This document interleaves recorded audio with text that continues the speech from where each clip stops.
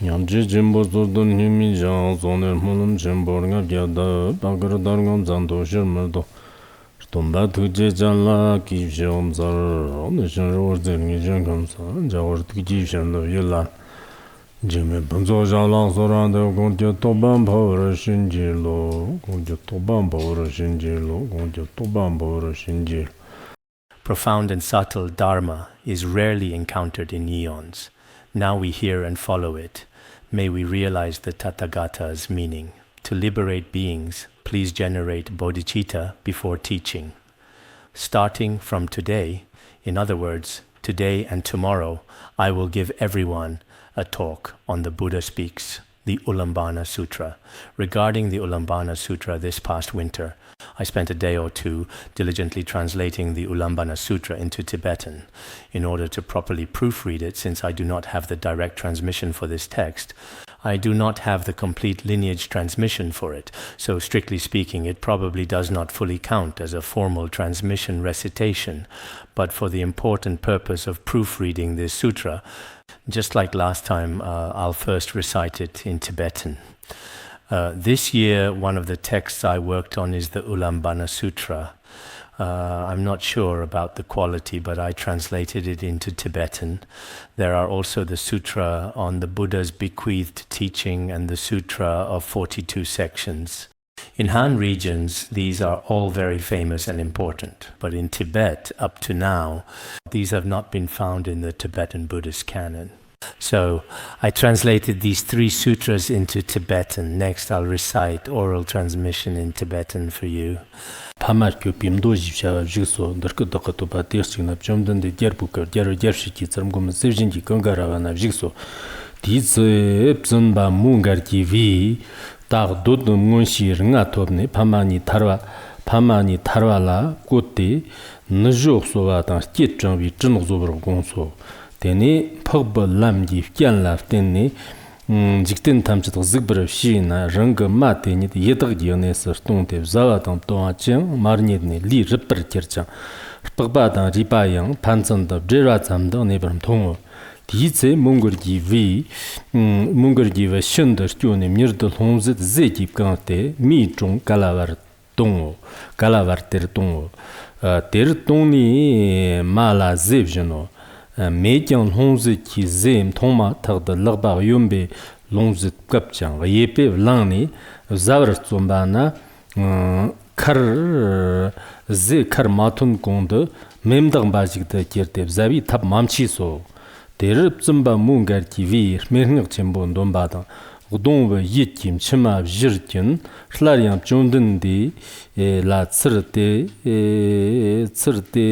Chirtava Jendok Sorto. Dene Jonden de Kinderkut of Karsarva, Cheki Mi, Nibi Sava Shind Zabe, Kit Ganzak Chikbin Jember Niba Mayano, Cheki Malap Kurtu Gipi Tsirndo. Tsirndin Joar Namgi Sim Ryojan Gurshepa Yun Mot Destanayang Namgi Hadan, Sil Hadan, Jerdundan, Shurwadan, Nambadan, Gerchin Rigila Sobi, Kuperan Maniso. Tifshir Shubji Gendanba, Gendan Namgi, Shumtola Tenner Zutara Tobran Euro. Dakate Dakateni Stiopi Tablabar Tambe, Jigbadan, the Murtam Charan Euro. Today's Tibetan text is really quite large indeed. It's not that my eyesight is actually that bad, you see.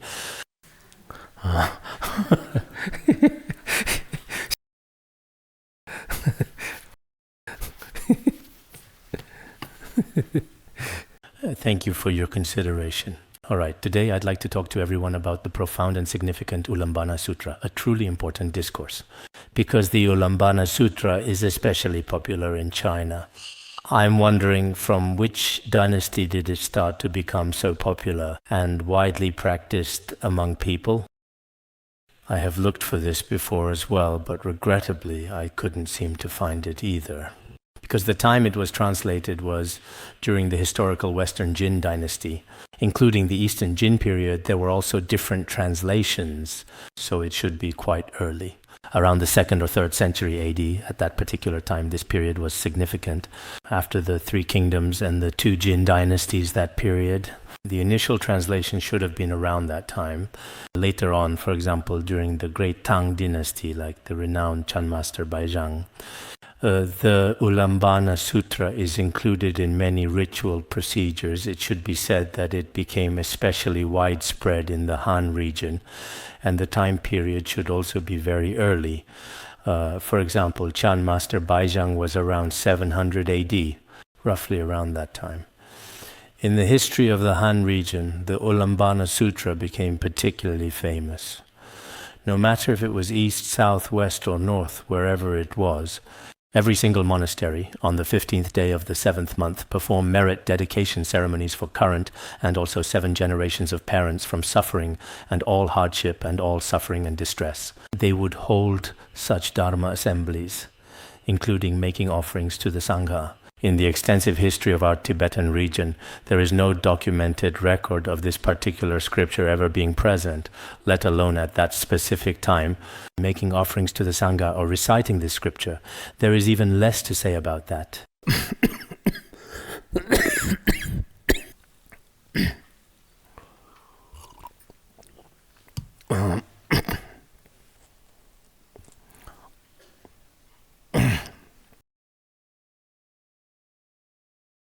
As for our very important and deeply significant Ullambana Sutra, I think many of us gathered here today in this very room, whether monastics or indeed some devoted lay Buddhists who are deeply committed, should all be very familiar with it by now and understand its implications.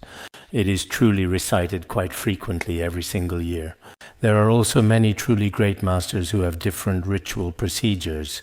The specific way each monastery recites it, however, may also differ considerably from what I currently know.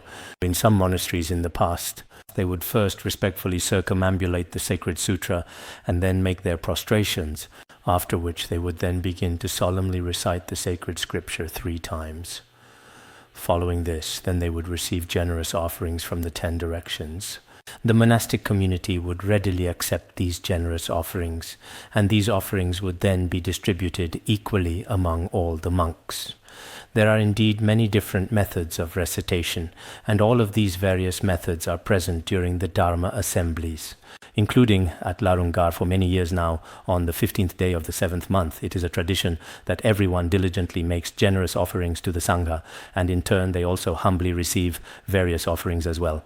This long-standing practice is indeed considered to be very good and highly meritorious. However, in the past, during our offering ceremonies, there were a few Dharma friends whose attitudes and behaviors were not entirely in accordance with the sacred Dharma.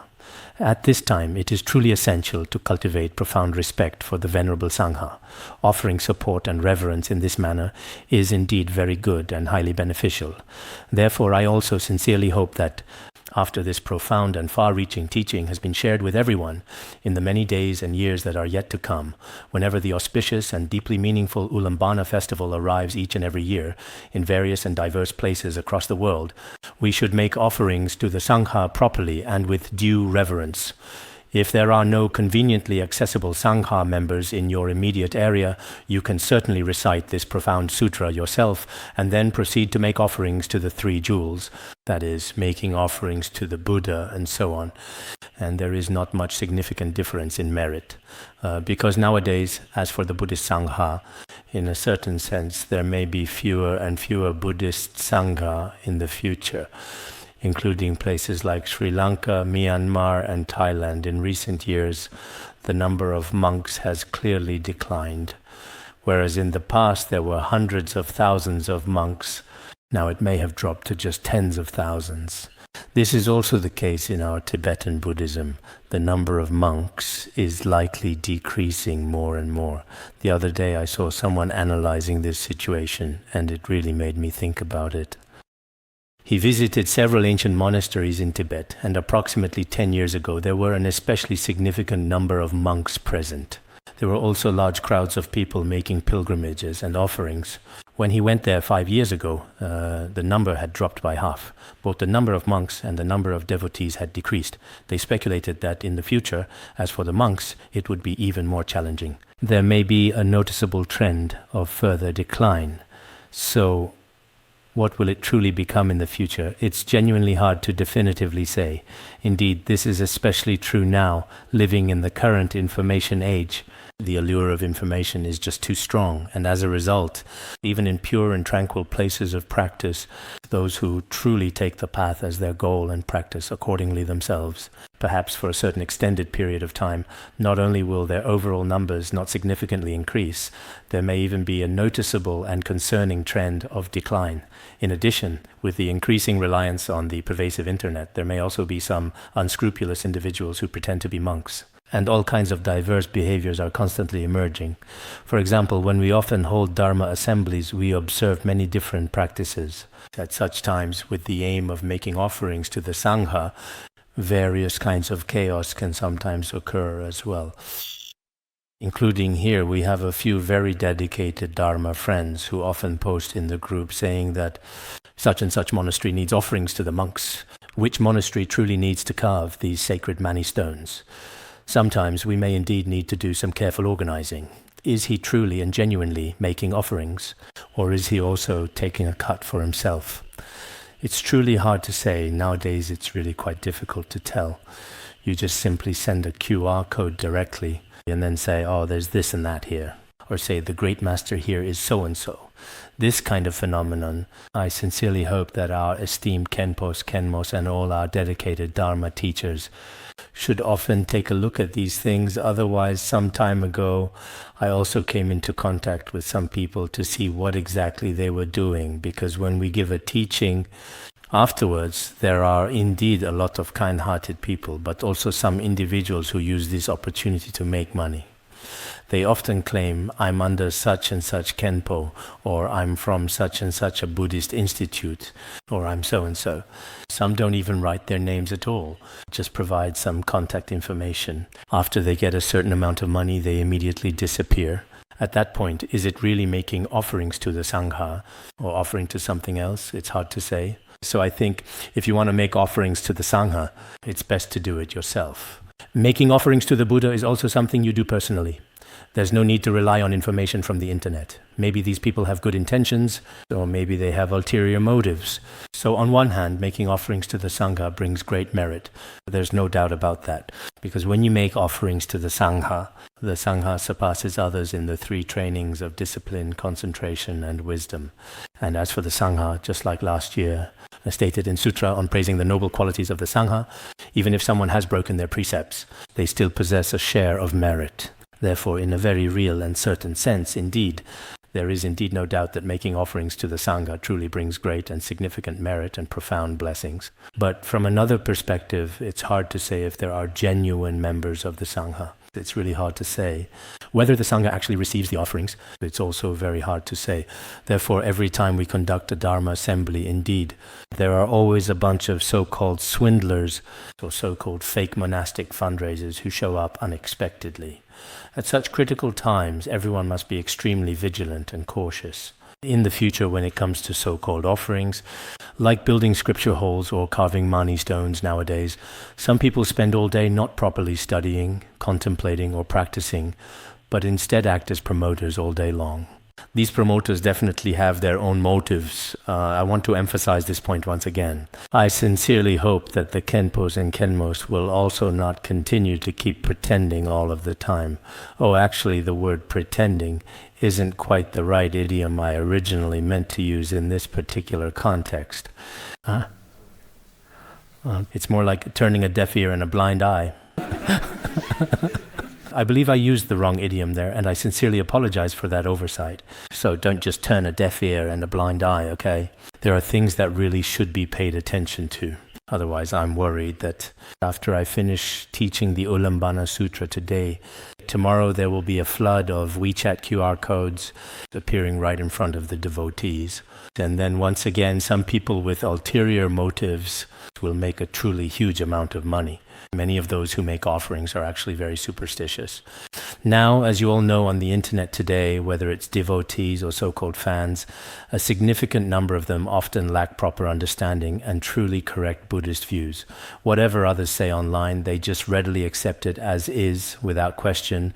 Their faith is entirely based on following others' actions. They have absolute faith in their idols. They have no ability to observe or make judgments for themselves. If they did have the ability to observe and make decisions, then if I were to make an offering of 100 wen, I would also want to make absolutely sure, beyond any doubt, whether these specific people actually received it or not. This is indeed something that is very necessary. Now, especially in this current age of the Dharma's decline, when it comes to making offerings to Buddhist monks, including money and such, it is truly important. We should do it in the way that society does it nowadays. For example, the ways in which finances are managed. Some time ago, I recently made some offerings to a local monastery. Just a couple of days ago, I received their official receipt. On it, I clearly saw there were, 7 or even 8 distinct signatures. Indeed, sometimes when you look at it, you can see that their management is very proper and very strict. You can tell at a glance what kind of management this particular place has.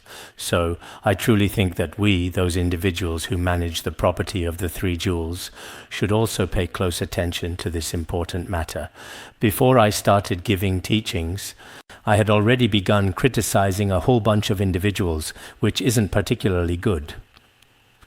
Next, let's proceed to discuss the Ullambana Sutra. It is important to note that both Ullambana and basin are distinct terms that were translated. In Han regions, Ullambana means hanging upside down. As for basin, it refers to a vessel, and it also has the meaning of to save.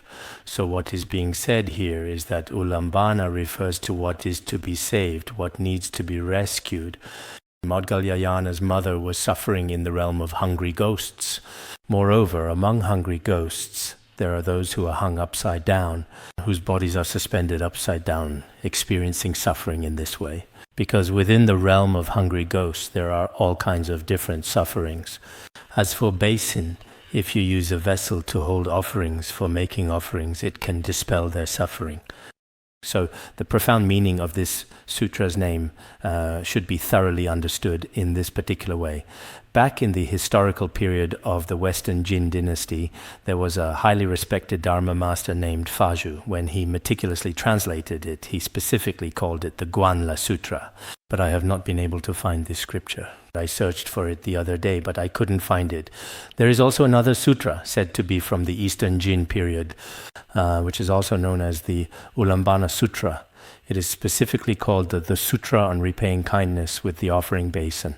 The translator of this sutra is not very clearly identified, but the entire content of this sutra is exactly the same as the Ullambana Sutra we have now. They are completely identical. In Master Uyi's A Guide to Navigating the Buddhist Canon, he also mentions the Ullambana Sutra.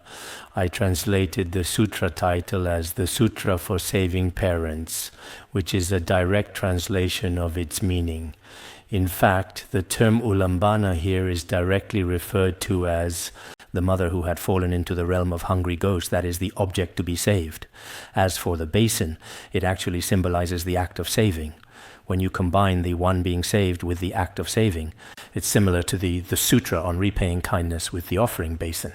But here it is not only about repaying kindness, but also about saving one's own mother. It mainly refers to the mother, but also includes the 7 generations of parents and the parents of this life. All of them are included. So when I wrote it in Tibetan, I explained it as the Sutra of Saving Parents in this way. This sutra can also be accurately called the Ullambana Sutra, a very important text. Or it can also be appropriately called the Sutra on Repaying Kindness with the Offering Basin, or perhaps Sutra of Saving Parents is a bit easier to understand. I also thought about the meaning for a long time, really considering it carefully. Later on, I felt that maybe this way is a bit better and more suitable for us. This translator lived during the Western Jin dynasty. The Tripitaka master Dharmaraksa Jufahu. At that time, it seems that historically, there wasn't the shi prefix we use now. The shi, as in Shakyamuni Buddha. Back then, people would use their own teacher's surname, and that would be the main convention. So, at that particular time, he was originally from India, and for many Indians, we generally used Zhu as a substitute more often, which was quite common.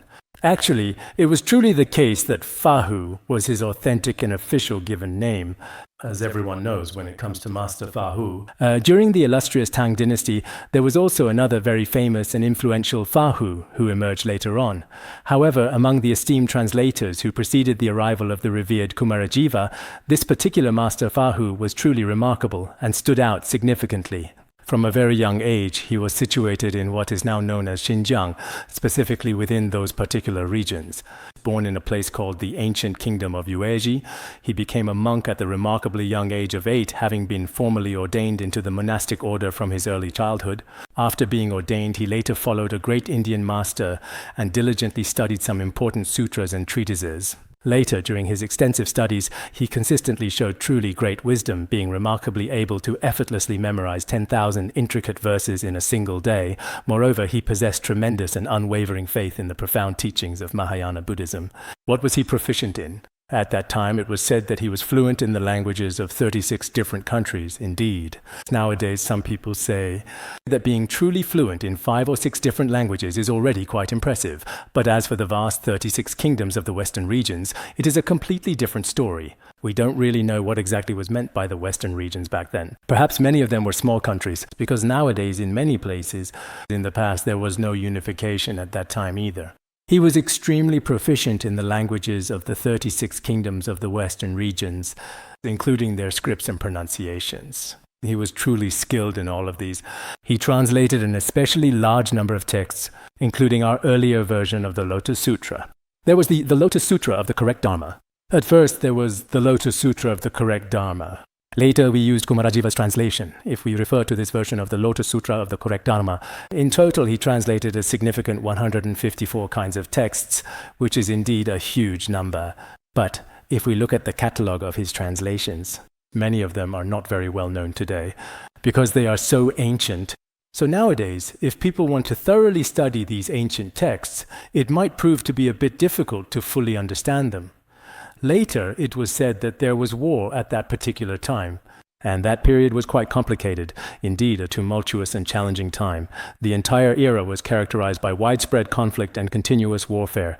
No matter what, Master Fahu had already apparently passed away at age of 77, concluding his long and impactful life. He should be, in our long and significant history, an extremely remarkable and truly notable figure. Many later masters, including Daoan and many eminent monks, all praised him as a true and profoundly great bodhisattva.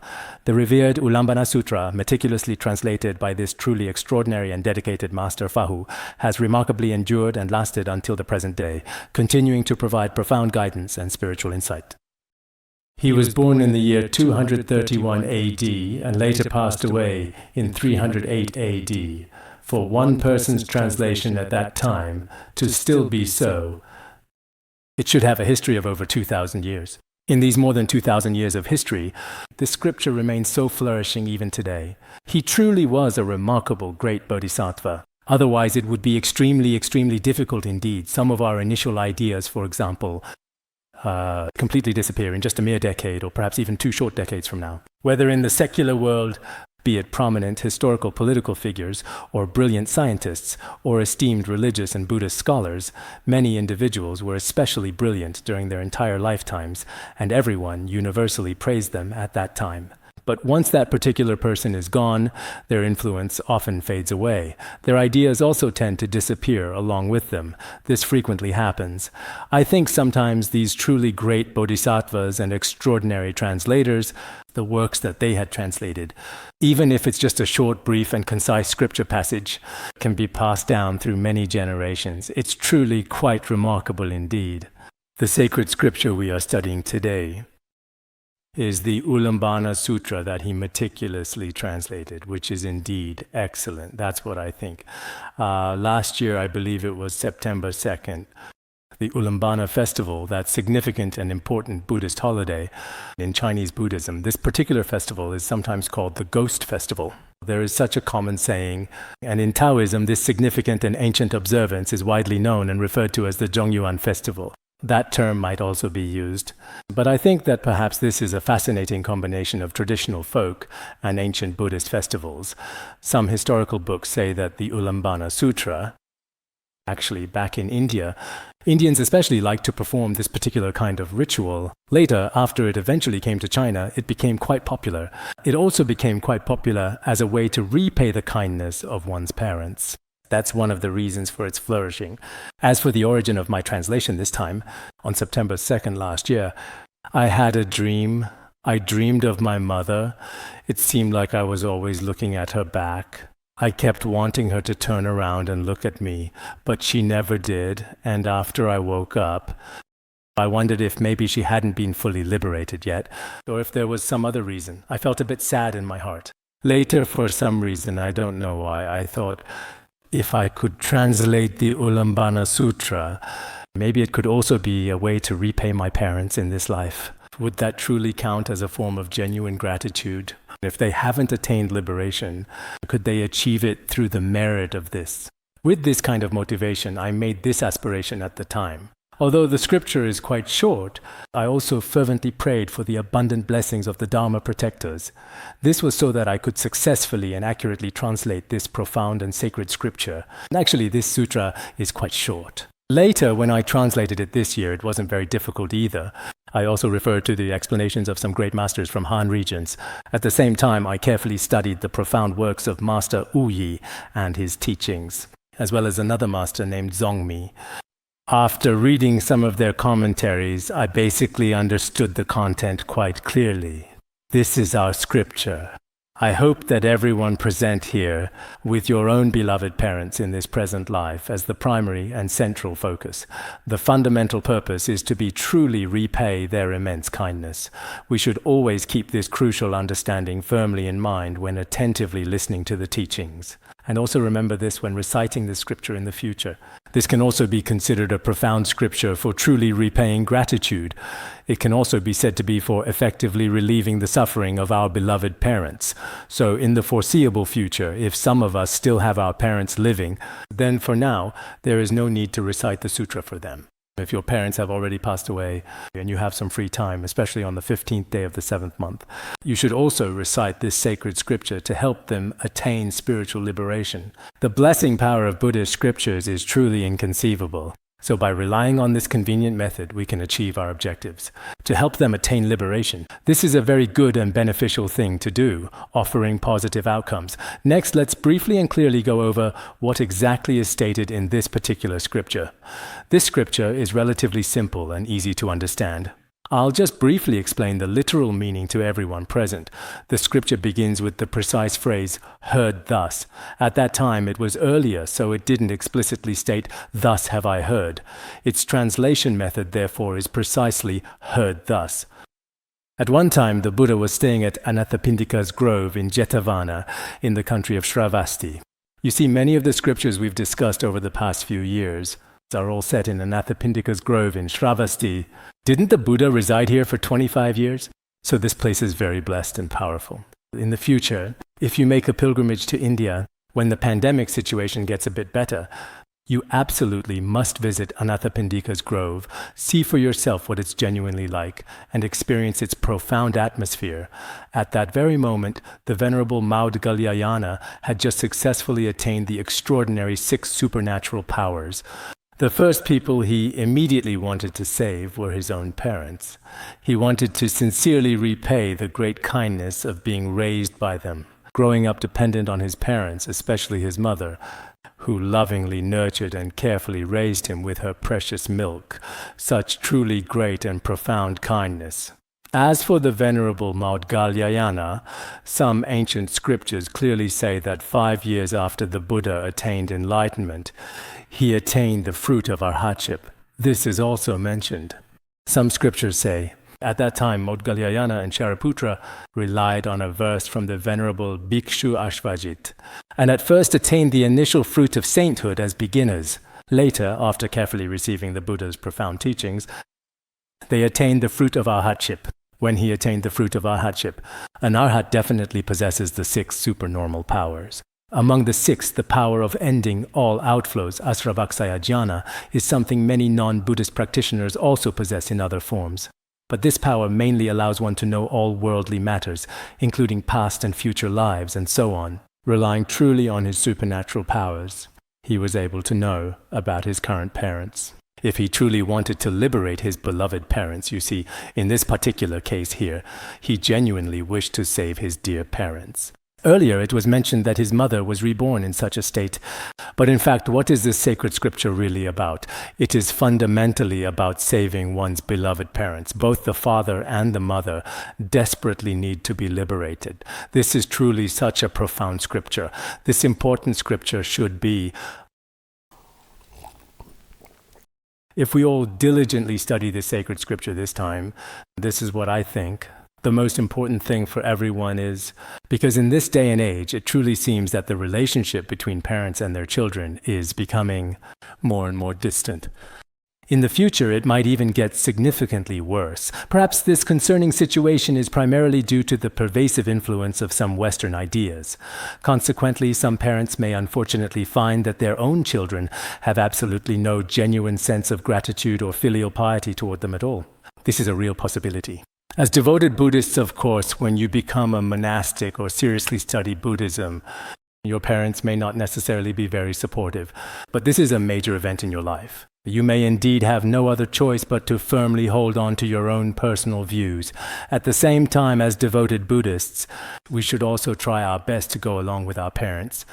We should, even while they are still alive and present with us, make a conscious and dedicated effort to talk to them, or give them a thoughtful and heartfelt call, or spend some time with them, cherishing every single moment and creating lasting memories. If we have sufficient time and opportunity, we should try to gently share some meaningful Buddhist teachings with our beloved parents. I think I treat my parents fairly well. My mother has been here for many years, almost 20 years now. The two of us have never had an argument. I think that's pretty good. But now, sometimes when I truly think back, I often wonder, back then, at that particular moment in time, did I ever spend even an hour with her? Or did I ever spend half a day with her? It seems like I never truly really did. Every single time I would just rush in for only a very short while, say hello, ask how her health was, just briefly, and then I leave again, always using being incredibly busy as an excuse. After leaving, my mother seemed to appear in my thoughts constantly. Whether it's in my dreams or during the course of the day, it very often comes up, a common occurrence. Especially our dear mothers. Their boundless kindness to us is truly as great as a towering mountain. Our mothers, not to mention anything else. Just carrying a child within their bodies for a full 9 months, that alone is a truly remarkable and profound undertaking. And even her precious breast milk, speaking of breast milk, it should be considered the very essence of her being. She selflessly used that to lovingly nourish us. So as we grew up, without that kind of essential nourishment and vital support from our mothers, it really would have been very difficult indeed.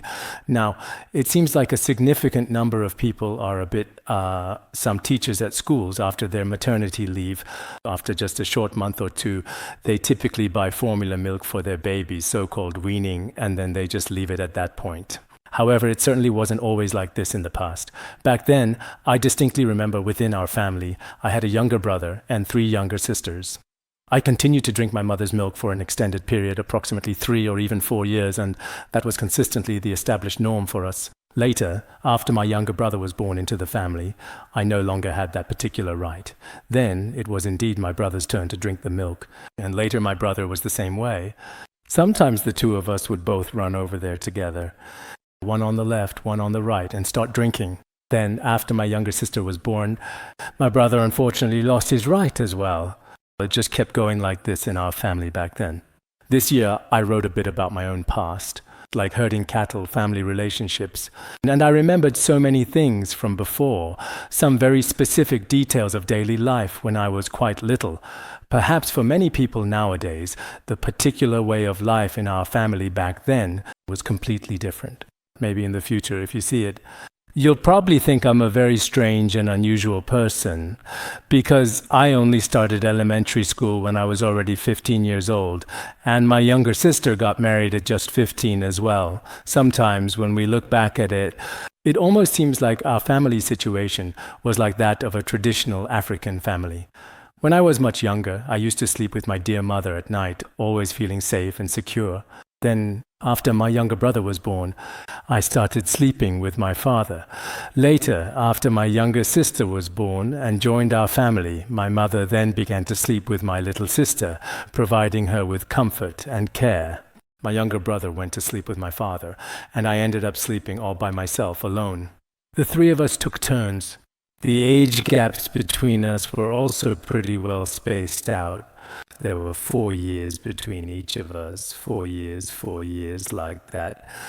Sometimes when I think about my mother, I truly realize that just surviving and enduring in those incredibly challenging times, our parents were truly remarkable. No matter how many children she lovingly had, whether she diligently raised us all on her nourishing breast milk or under such difficult living conditions as they are, and managed to keep us from starving, sometimes I think truly every mother is incredibly great. Everyone here today, maybe some of your families were very well off and some maybe not so much, but every single mother, without exception, she deeply loves her precious children so very much. And this profound and unconditional kind of love, many kinds of love in this world cannot compare with it, whether you're a dedicated practitioner or not. Sometimes it just happens. Because later on some mother's actions, like frequently beating you, and from then on, you decide never to speak to your parents again. This kind of thing happens. Actually, this is a very foolish way to behave. No matter how your parents treat you, if they hadn't cared for you at the very beginning, you wouldn't truly be who you are today. So sometimes indeed we really should take some time to reflect on this, relying on these scriptures, relying on filial piety, having a heart of filial respect. This is very important. In Master Ui's new commentary on the Ullambana Sutra, he quotes from the Sutra of the Filial Son. I have read the Sutra of the Filial Son, but its translation is a bit difficult to understand. However, in it says that if we want to repay the kindness of our parents, we should help them take refuge in the three jewels. If our parents really refuse, one can manifest various situations, including, at first, even giving them some very serious and frightening threats, or actually taking them to prisons, or crying and making a scene in front of the parents, or even going on a hunger strike. These are all acceptable. Gradually, the parents may come to take refuge in the three jewels. So sometimes, when parents are truly stubborn and hard to transform, if they refuse to take refuge, you can also, depending on the situation, using methods like a hunger strike on them, or displaying a bit of challenging behavior towards them, this is also entirely permissible and completely understandable. So, what exactly are we trying to convey and articulate here? Look at Maudgalyayana after he attained arhatship. What was the first thing he thought of? The very first thing he wanted was to liberate his own parents. This is very important. Some of you here today are the same. If you have the karmic conditions, then gradually see if you can truly help your parents to attain complete liberation in this very life. If it really doesn't quite work out, then regularly recite the Avalokiteshvara heart mantra for them and chant these scriptures to help them transcend. This is very important. Maudgalyayana wanted to repay the profound kindness of his parents with his divine eye of wisdom because he had attained arhatship. With the profound wisdom eye of the transcendental path, when he observed the entire world with his insightful wisdom eye, he clearly discovered that his beloved mother was suffering immensely among the hungry ghosts. She could not see any food or drink at all. She might not even hear the names of food and drink. Moreover, her bones and skin were so thin and pitifully emaciated, they were basically just barely held together. Other than that, there was no real physical body at all, because in the realm of hungry ghosts, the hunger is truly extreme, especially for the particularly obstructed hungry ghosts and the internally obstructed hungry ghosts. At this time, it was especially pitiful in such a situation. Even as an alhat, he was very anxious. Maudgalyayana immediately felt deep sorrow, grief, and heartbreak. After feeling deeply heartbroken and profoundly saddened, he began to prepare. He carefully filled his alms bowl with a generous amount of nourishing food, and then immediately went to the desolate realm of hungry ghosts where his suffering mother was. When his mother finally received the much-needed food, she quickly and protectively covered the precious alms bowl with her trembling left hand, carefully shielding it from view. Because she was extremely stingy and selfish, she was deeply afraid that others would see it, or that someone might snatch it away. That was the reason. Then, with her right hand, she slowly and deliberately started grabbing the delicious food to eat. But before the food could even reach her mouth, it mysteriously and instantly turned into a burning ball of fiery ash. Because the karma of all sentient beings is truly and utterly inconceivable, at that very moment she was simply unable to obtain any real food whatsoever. When Maudgalyayana saw this, and everyone knows Maudgalyayana was foremost in supernatural powers, he could even control the celestial sun and the radiant moon. And even Mount Sumeru was within his power. With such great supernatural abilities as the foremost in miraculous powers, when he brought the food to his mother was still helpless. Every sentient being's karma. Sometimes it really is quite terrifying. Look at all the virtuous deeds Maudgalyayana performed, whether it was attaining the fruit of arhatship or his virtuous roots. I believe he had dedicated the merit to her before. But when the karma of sentient beings manifests, just as the Ullambana Sutra states, even the closest relatives, fathers and sons, must go their separate ways. Even when they encounter each other, no one is willing to take on another's suffering. Whether it is between young children and their parents or between fathers and their sons, every sentient being ultimately goes their own separate way. Even in the vast and boundless ocean of samsara, we may only briefly encounter each other. But the karma of each and every sentient being is received individually. It is truly impossible for me to bear your karma on your behalf. Sometimes it is precisely the same when we fall ill. If it is someone we really care about, then, and they become seriously ill, we might think, I don't want them to suffer, let me take their place. But in reality, that's very hard to achieve. It's just not possible.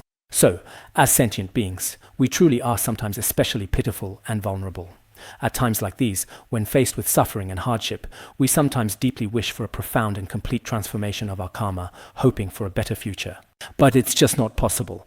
The Mahavaipulyadharan, Precious Light Sutra, also says, every sentient being endures pain through the force of their own karma. Such suffering cannot be attributed to the Tathagata. The karma each sentient being experiences for oneself, no one else can truly change or alter its course. The suffering that comes from karma, there's nothing to be done about it. It's not because the Tathagata is punishing them. It's not that the Tathagata thinks these sentient beings are just too disobedient, and so makes them do something. Actually, that's not the case either. Nor is it because God is displeased and causes these sentient beings to suffer. It's not that either. Every sentient being should experience for themselves, whether it's unhappiness or suffering. In fact, this is just the manifestation of their own karma. At that time, if you want to change or transform it, it really is very difficult. It's best for us not to fall into the three lower realms in the first place. Once you fall into the three lower realms, it may be very hard to be rescued in a short time. That day, when we were teaching the Kshitigarbha Sutra, there were some stories contained within it that everyone should be quite familiar with and recognize clearly. So, as I just mentioned earlier, when Maudgalyayana brought the bowl of rice to his dear mother, his mother unfortunately couldn't receive it at all, because that's precisely how hungry ghosts are in their unfortunate state. As soon as she got it, it immediately turned to ashes. She didn't get to eat it. At that moment, Maudgalyayana cried out loudly, wailing in grief and tears. He rushed back to report to the Buddha and explained everything in detail. You see, Maudgalyayana, sometimes when we encounter certain situations, we can get very anxious and feel a little bit upset. I have this problem too sometimes. For example, when something truly makes me happy, I just simply cannot control my excited expression. And when I get a little bit angry, no matter how much I truly try to hide it, it's quite evident. When something happens, I get especially anxious. A lot of us are like this too. Today, something happened over there. What should we do? What happened? Some of our Dharma friends, for example, someone in their family got sick. They were crying on the phone, sobbing non-stop. I asked, what's wrong? And they just kept sobbing. They said, my grandpa is sick, what should I do? If it weren't a family member, maybe you wouldn't feel much. If someone tells you their grandpa is sick, how do you feel? But if it's your own grandpa or your parents, you really do get anxious. You see, you can tell from this as well. Maudgalyayana had already attained the fruit of arhatship and even achieved the 6 supernatural powers. But as soon as he saw his mother, he didn't even have time to greet the Buddha first. He immediately tried to use his own abilities to save her. He carefully filled his alms bowl with food to save his mother, but it was utterly no use, and at that tragic moment he started weeping and crying loudly with profound sadness. He wailed in grief and cried, "Look, even an arhat, also a grown man, cried like that." He also ran with remarkable speed to the Venerable Buddha. Upon reaching him, he then explained everything in thorough and meticulous detail, recounting to the Buddha all the intricate aspects and pressing circumstances of the current situation. The first thing he wanted to do after attaining arhatship was to save his parents. But when he saw his mother there, now, what exactly should I do? Maybe, even in front of the Buddha, he was speaking very quickly at that particular time, looking quite upset. Then the Buddha said, "Don't worry, don't be anxious. It's okay, calm down first."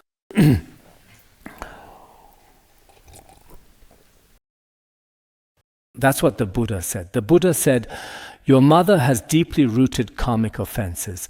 Indeed, the roots of your mother's negative karma are especially deep. You could say they are deeply ingrained and not easy to change." In Master Zongmi's commentary on the Ullambana Sutra, he cites a scriptural proof from a Buddhist sutra. During the time of Dipankara Buddha, Maudgalyayana was called Radish.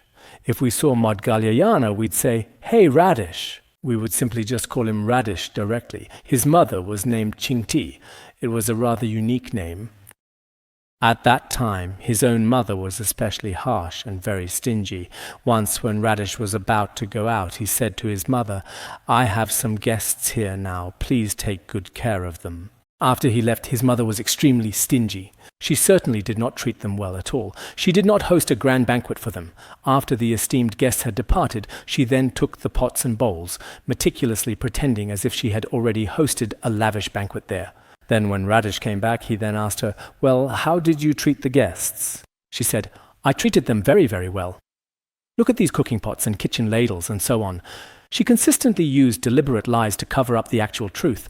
There were many similar things like this. Lifetime after lifetime, the two of them also had a mother-son relationship. And for 500 long years, she was extremely, extremely stingy. His mother was a typical example of extreme stinginess. Some of us are indeed very stingy with our resources. As everyone widely knows, many of our friends also frequently talk about this issue, including when it comes to family relationships. People might not say it to your face. Some people are truly especially stingy and selfish. Generally speaking, for example, when eating together at restaurants, they never pay the bill. There really are many people exactly like that in real life. Later, everyone is afraid to go out with them. Some people may not be very well off financially, but they are extremely generous. You can't really blame them for this either. They have certain deeply ingrained habits from their past lives. His mother, because she was especially stingy and selfish, people like this with such negative traits. The Buddha said it's not something that just you, an arhat like Maudgalyayana, can accomplish. You don't have the ability to save her. There's absolutely no way. How could you possibly change her fate? Even though you are extremely filial, one could even say that your profound filial piety truly moves both heaven and earth. Your unwavering devotion is indeed deeply touching, and after you ultimately attained the fruit of arhatship, you immediately became so incredibly anxious, crying and shouting loudly in front of the sacred Buddha. How can this be? Generally speaking, when someone truly attains the fruit of arhatship, they don't feel any pain or any sadness or experience any suffering. They might think, if my mother falls into a lower realm, so be it, it doesn't matter. That might be their attitude. But in reality, that's not the case. So Maudgalyayana's actions are especially moving. But your mother, as well as celestial beings and earth deities, that is to say the very gods of the earth themselves, and even evil spirits and some demonic beings, as well as non-Buddhists, those individuals who are outside of the traditional teachings and practices of Buddhism. And also Taoists here. Taoists, before I came down just now, I very carefully checked, but I truly couldn't find it anywhere at all. But when I was translating the other day, one of the annotations said that this Taoist refers to a practitioner of the way, which means a Buddhist practitioner. Earlier it was talking about non-Buddhists, and non-Buddhists can't save them, and ordinary Buddhists, such as lay practitioners, even ordinary people who have taken refuge in the three jewels, can't save her either. And also the four heavenly kings. Truly none of these powerful beings can save your beloved mother, now that her karmic retribution has already fully manifested. Absolutely none of these can possibly save your dear mother. The Buddha said, "Who is the only one who can save your mother?" It must be the awesome spiritual power of the Sangha from the 10 directions. Only then can liberation be attained, by relying on the blessings and power of the Sangha. Only then can liberation be attained. In a certain sense, as the Buddha explained in the Vinaya, this scripture repeatedly emphasizes that there are times when offering to the Sangha brings greater merit than offering to the Buddha himself. The profound merit of offering to the Sangha is indeed even greater than offering to the Buddha himself. For example, when offering various essential things to the Sangha, if we prevent such virtuous offerings, the karmic fault is also extremely grave and significant. Some other scriptures also state this. Moreover, it is important to consider that when the Buddha was alive, sometimes on certain occasions, in specific situations, and the Buddha often praised the Venerable Sangha. In the Miscellaneous Treasury Sutra, it seems that in one of the scriptures, it was stated at that time that Mahaprajapati, who was originally the Buddha's aunt, after the Buddha was born for 7 days, his mother manifested parinirvana, and at that time it was Mahaprajapati who raised the Buddha. Later, she became a bhikkhuni after ordaining. Once, she personally made a robe made of gold, and offered it to the Buddha. At that time, the Buddha said, "I do not need this. Please offer it to the Sangha." Mahaprajapati felt a little bit dissatisfied at that particular moment. She said, "World-honored one, whom I nourished with my own milk, I made this robe with my own hands, so today I offer it to you. I hope you will use it yourself and accept it personally. Why do you say this should be offered to the Sangha?" At this significant moment, the Buddha gently told Mahaprajapati, "Because I earnestly desire for my aunt to receive even greater and more profound merit." Why did he say this? Because the field of blessings of the Venerable Sangha is truly vast, immeasurable, and utterly boundless. The merit of the Sangha is vast and boundless. So if you were to offer it to the Sangha, as I have previously stated, that will indeed be quite sufficient. That's what he said. So, as I just mentioned, if we ourselves have the ability at any time, when we find a pure Sangha, and without any sense of stinginess or attachment to material possessions, we do some good deeds, even if it's just a little bit, it's still very good. Especially for our deceased loved ones, our parents, after they have sadly passed away during certain very special and significant times, including the Ullambana festival, the 15th day of the 7th lunar month, or on the specific day when the Venerable Sangha concludes their annual retreat. Those particular times are also considered highly suitable for such observances, or at various other auspicious times, such as the significant 8th day of the 4th lunar month. Making offerings to the Venerable Sangha at these auspicious times is indeed very good and profoundly meritorious. But as I have also frequently said, many of us should truly understand and deeply appreciate that the inherent spiritual power of the Sangha is extremely great and immensely significant. This kind of profound power, we can certainly put it this way, yes, it can indeed be accurately said like this. The Buddha said, "Today I will teach you the profound and liberating method of salvation. This outlines the method to save your mother, ensuring that all her difficulties may be completely freed from suffering and sorrow. Every single form of suffering your mother currently endures, the agonizing suffering of being a hungry ghost, can all be entirely left behind, can all be completely liberated." It will be further explained in detail later how, after his mother was successfully saved from her dire predicament, Maudgalyayana also asked whether this method could be applied to all sentient beings, and whether future sentient beings could also use it. The Buddha also permitted that it could be done. So today, the first step we talk about is this. After his beloved mother tragically fell into the desolate realm of hungry ghosts, Maudgalyayana was especially anxious, and then he went to the Buddha. The Buddha told him that there was no other way, whether it was an inner path or an outer path. No one's method would truly work. Not even the gods themselves could possibly help. When karmic forces manifest, even true supernatural powers are very, very weak. So sometimes when we look for people with supernatural abilities, these methods are simply useless. It's better to do some meaningful virtuous deeds, like reciting scriptures and performing rituals for the deceased. These are truly meaningful. So the Buddha said there is no other way. Only by relying on the method of making offerings to the Sangha can liberation be attained. This time, as we discuss the Ullambana Sutra, on one hand, we should value this scripture more in the future, and if we have the opportunity, we can also make offerings to the Sangha ourselves. If not, we can sincerely recite this scripture by ourselves.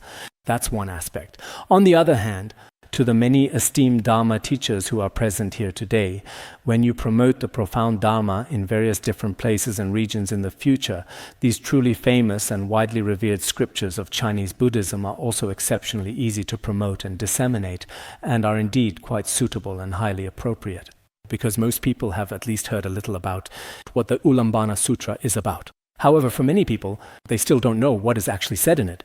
The whole origin, the history, and much more, including some of us Buddhists, even some monastics, who have been reciting the Ullambana Sutra for many years. I also ask about meaning of characters in Ullambana Sutra. Before looking up details in reference materials, what is Ullambana Sutra? Is it about a basin or something? I found this at one moment it seems like a Sanskrit word, and at another it seems like Chinese. I asked some of the monastics. I said, do you recite it in your monastery? Do monasteries recite it? They said, we recite it every year. I recite the Ullambana Sutra with my master every day. Now I can recite it from memory. So I asked, what does Ullambana Sutra mean? I said, what does the name of this sutra mean? They said, I don't really understand what it means either. Something about a wooden basin? I don't know. There are situations like this. That's why I hope that what we learn in the future in different places, including many Dharma friends here, will later become great Dharma teachers or even abbots, some in magnificent, truly grand and golden temples, or perhaps in some small, rather dilapidated and quite humble temples, When you become the abbot of these temples, you will need to carefully guide your many disciples. Some abbots may have only a single disciple, while others may have thousands upon thousands of devoted disciples. No matter what the situation is, every year on the 15th day of the 7th lunar month, whether it's just the two of you, master and disciple, or whether there are thousands of people, everyone can hold a Dharma assembly together. When holding a Dharma assembly, the first thing we need is to receive a kind of blessing, a kind of spiritual response. Indeed, this is the purpose. This sutra, which was spoken by the Buddha himself, is meant to save the parents and all sentient beings.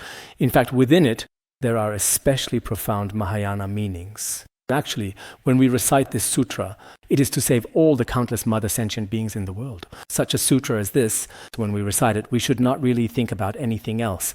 Just as I mentioned earlier about what my mother's name is or what my father's name is, that is a selfish and self-centered mindset, but gradually, little by little, we should expand it. You see, at the very beginning, even Maudgalyayana was quite selfish. It was just about his own mother. If Shariputra's own mother had indeed fallen into the unfortunate realm of hungry ghosts, would the greatly compassionate Maudgalyayana have been so incredibly anxious? It is truly hard to definitively say. Maudgalyayana is not here now, but if he were, we could ask him, if it were Shariputra's mother, if you found out she had fallen into the realm of hungry ghosts, would you be just as anxious?